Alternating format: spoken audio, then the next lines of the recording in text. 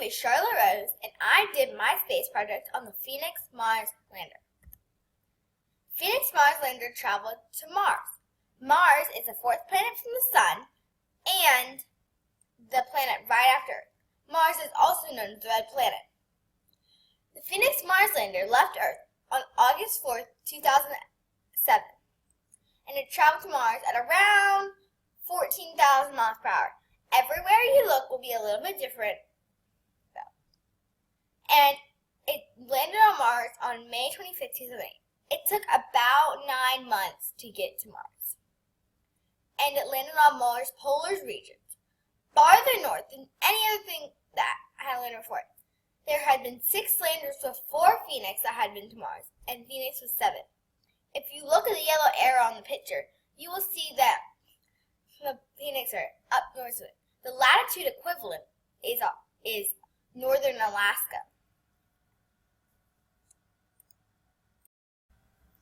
But why would you send a rover to Mars?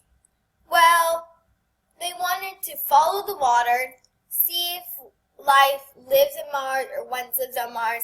They know that life on Mars doesn't live on the surface, but it could live under the surface. See if life could live on Mars, study the history of the water. So basically they believe that life may or does live on Mars, and they want to make sure it can.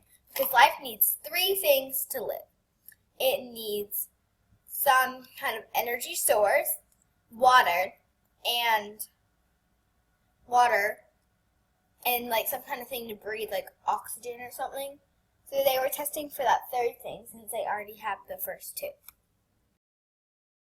Well then, how do you figure out if there's water and stuff? Well, the Phoenix Mars lander has a robotic arm built into it, which allows it to dig, collect samples, do really anything, like to dig and collect samples. And then the samples are carried into a laboratory inside of Phoenix, where they are heated, baked, sniffed, tasted. All these things are done to it. What kind of chemicals are in the ice or water or soil or whatever data they've collected. It also has a camera, which allows it to take pictures of Mars' surface and things like ice and everything that it's seeing. Also, it has 2 solar panels on the outside, which allow the Phoenix Mars lander to work.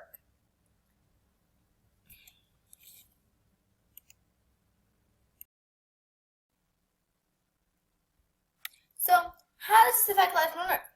Well, you've seen the people, they've had like their arm amputated or something. So, a robotic arm, which means that they can make a robotic arm for people who don't have an arm, which is really good. Also, they found that sometimes the ice melts and that there's water, actual running water on Mars, which is miraculous because we always thought there was just ice. And it collected many types of information. Therefore, we have a better understanding of what is on Mars' polar ice caps, like what kind of water it is and everything. Well then, is this space exploration still in space? Yes, it is. It is still on Mars.